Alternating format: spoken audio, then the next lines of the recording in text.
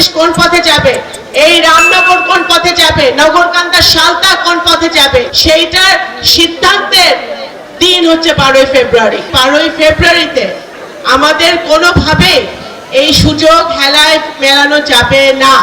কারণ এই নির্বাচন গণতন্ত্র প্রতিষ্ঠান নির্বাচন, ভোটাধিকার প্রতিষ্ঠান নির্বাচন। আগামী দিনে বাংলাদেশ কোন পথে যাবে, এই রামনগর কোন পথে যাবে, নগরকান্দা সালতা কোন পথে যাবে, নতুন নগরকান্দা সালতা আমরা করতে পারবো কিনা, সেইটার সিদ্ধান্তের দিন হচ্ছে 12ই ফেব্রুয়ারি।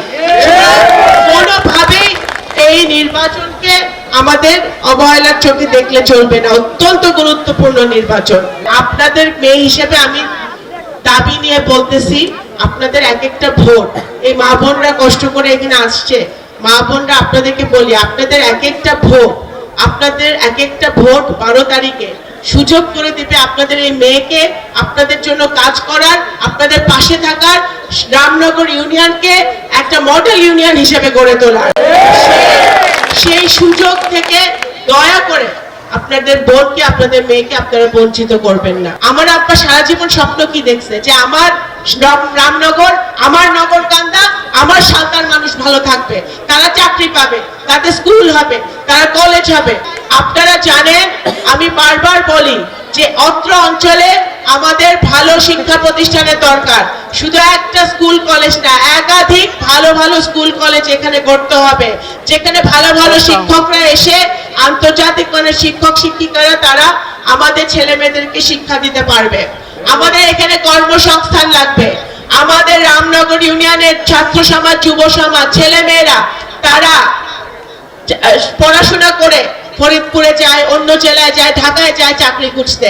নগরকান্দা সালতায় আমাদের কর্মসংস্থানের ব্যবস্থা করতে হবে, যাতে আমাদের ছেলে মেয়েরা তাদের পরিবারের সাথে থেকে চাকরি করে তারা এখানে থাকতে পারে।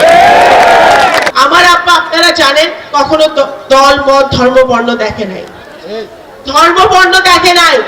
কে হিন্দু কে মুসলমান, সংখ্যালঘু শব্দটাই তার জীবনে, তার ডিকশনারিতে ছিল না, কখনো বিশ্বাস করে না। ওনার সন্তান হিসেবে ওনার রক্ত আমার ধমনীতে বহমান।